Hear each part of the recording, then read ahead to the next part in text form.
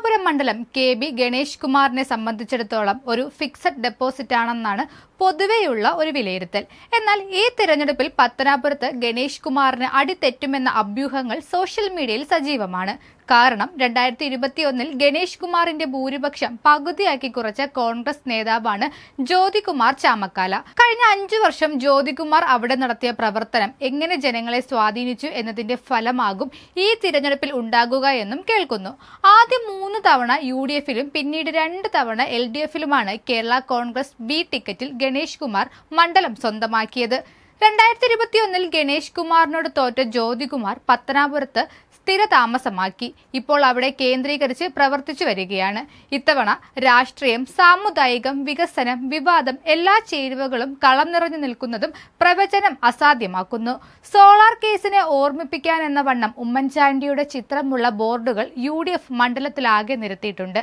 Solar ഗൂഢാലോചന കേസിലെ വിചാരണ കൊട്ടാരക്കര ജുഡീഷ്യൽ 1ാം ക്ലാസ് മജിസ്ട്രേറ്റ് കോടതിയിൽ നടന്നു വരികയാണ്.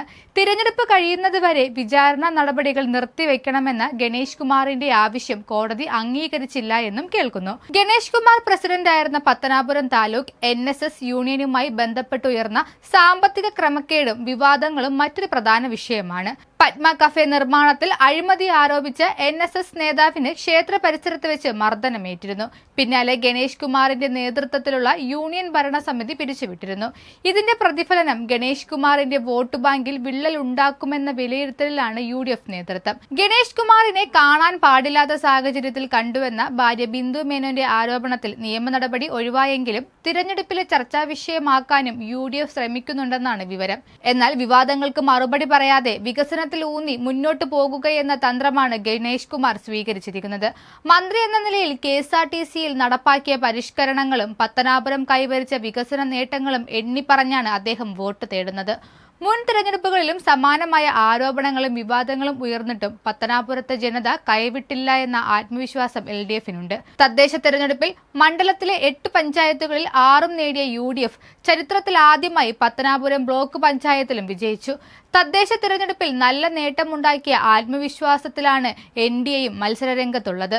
മുൻ അഫയേഴ്സ് ഉദ്യോഗസ്ഥനും മാനേജ്മെന്റ് വിദഗ്ധനുമായ S. അനിൽകുമാറാണ് NDA സ്ഥാനാർത്ഥി. 2020 സീറ്റ് നൽകിയതിൽ BJP അണികൾ അമർഷത്തിലാണ്. ഇത് ഏതു നിലയിൽ പ്രതിഫലിക്കുമെന്നതാണ് പ്രധാനം. എനിക്ക് പത്തനാപുരം നിയോജക മണ്ഡലത്തിലെ വോട്ടർമാരെ പരിപൂർണമായ വിശ്വാസമാണ്. കഴിഞ്ഞ തവണ ഞാൻ ഈ മണ്ഡലത്തിലേക്ക് കടന്നു വരുമ്പോൾ മുൻകാല സ്ഥാനാർത്ഥികളെ പോലെ ഒരു വരുത്തനായി വന്ന് അതേപോലെ മടങ്ങി പോകുമെന്നാണ് കരുതിയത്. എന്നാൽ കഴിഞ്ഞ 5 വർഷവും സജീവമായി ഈ മണ്ഡലത്തിൽ നിന്ന ആളെന്ന നിലയിൽ, ഈ മണ്ഡലത്തിലെ ജനങ്ങളുടെ സുഖദുഃഖങ്ങളിൽ സജീവമായി നിന്ന ആളെന്ന നിലയിൽ എനിക്ക് അവരിൽ നല്ല വിശ്വാസമാണ്.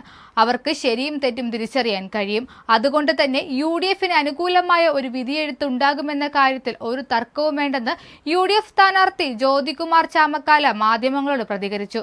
തിരഞ്ഞെടുപ്പിൽ പരാജയപ്പെട്ടാലും ജയിച്ചാലും ഈ മണ്ഡലത്തിൽ സജീവമായി ഉണ്ടാകുമെന്നും ജ്യോതികുമാർ പറഞ്ഞു.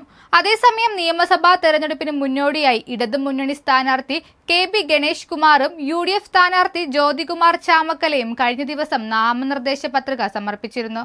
നാപ്പള്ളിമുക്കിലെ മിനി സിവിൽ സ്റ്റേഷനിൽ പ്രവർത്തിക്കുന്ന താലൂക്ക് ഓഫീസിലായിരുന്നു പത്രിക സമർപ്പണം.